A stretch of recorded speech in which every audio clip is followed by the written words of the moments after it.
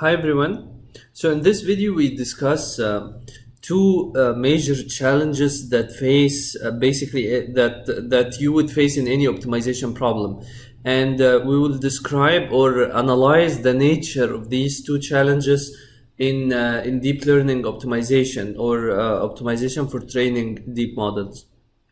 So these two phenomena are local minima and saddle points, and basically they represent features of the landscape of the cost function as a function of the parameter space. So let's say I have my cost function in one parameter, the x-axis, and the y-axis is the value of the cost function. Then let's say it looks like this. Then this here is a local minimum, right? And in one direction there are no saddle points, and we'll come to that when we define what a saddle point is. Right? So basically local minima is usually, or being stuck at a local minimum is a problem with any gradient based optimization, because at the local minimum the gradient is the gradient is zero, and it's going up in all directions around the point, the optimal point, the local minimum point.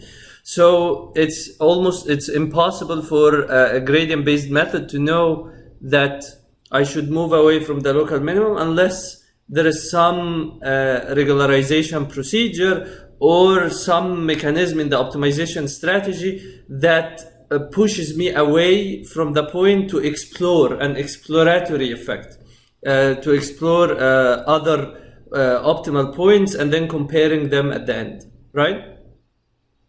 Now, deep neural networks have a distinguishing property that can give us an insight about the nature of local minima in deep neural networks, is that the parameter space is huge, right? That's the first thing.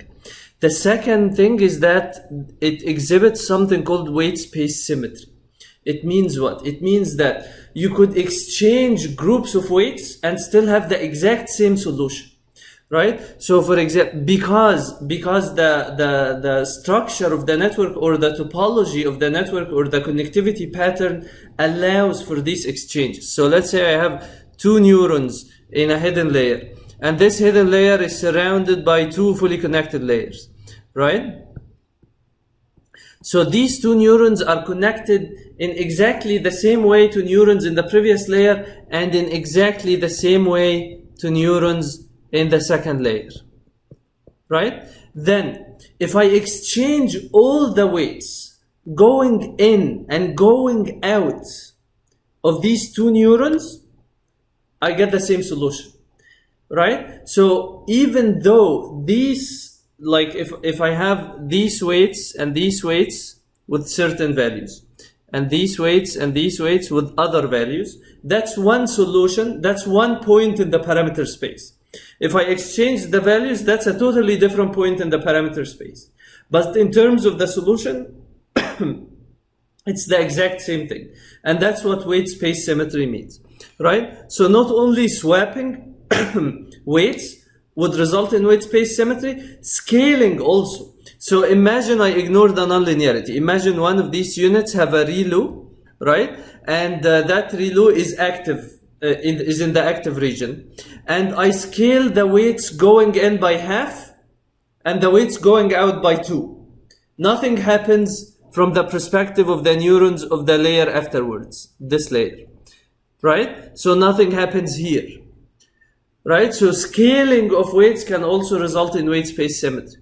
That's why there is typically a lot of local minima for deep neural networks, right? Because every point in the cost function has a lot of symmetry, right? So every point, that exact same point happens many, many times, right? So being at a local minimum, right, means that you are just in one of them.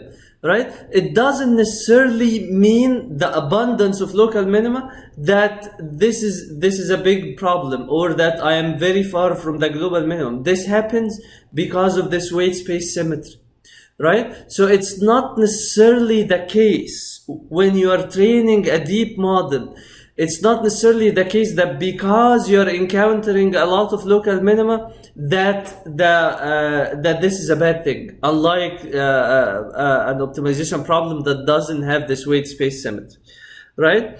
And also with empirical evidence, people have found this local minimum problem to be a very like not as serious as in traditional optimization. And part of the reason is that in machine learning we don't care so much about pushing the training error to zero, right? Because anyway we want to generalize. So in many cases being at a local minimum is good enough. So that doesn't seem to be a very serious problem.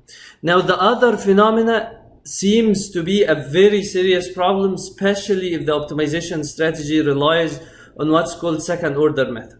So what does it mean to be at a saddle point? Saddle point means that you are at a minimum in one direction and a maximum in another direction, right? And it would look like this, right? So here I am at a maximum in one direction and a minimum in another direction, and it looks like a horse saddle. That's why it's called a saddle point, right?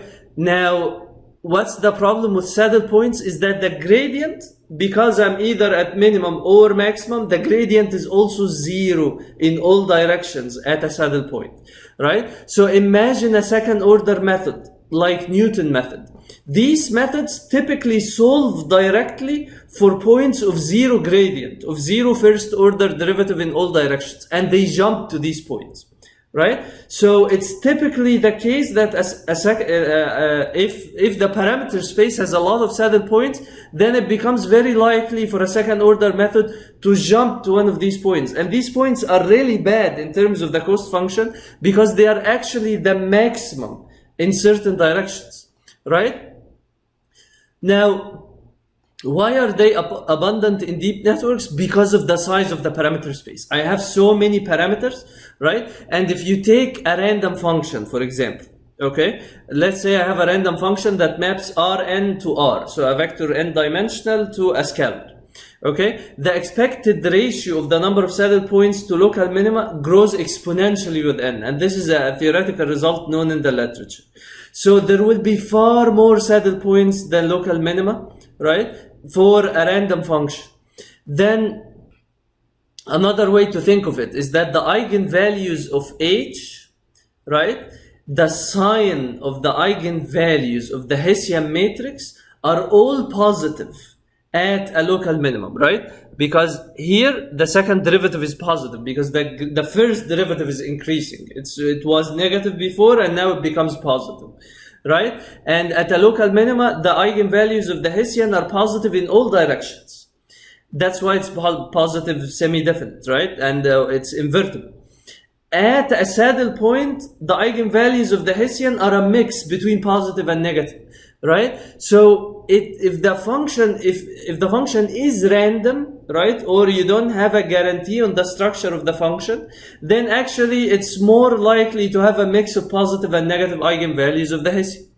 So in deep neural networks, in the absence of such guarantee on being at a local minimum every time the gradient is zero, it's typically the case that when you are stuck at a zero gradient point, it's actually a saddle point rather than, it's much more likely that for it to be a saddle point rather than a local minimum, right? So that's why gradient descent methods that span the trajectory of the cost function are more likely to escape saddle points than second order methods. And that's actually a big part of the reason why second order methods are not very successful in deep neural network training, or that's one of the beliefs behind this reason, right? Because a second order method directly jumps to a zero gradient point. Gradient descent navigates the cost function.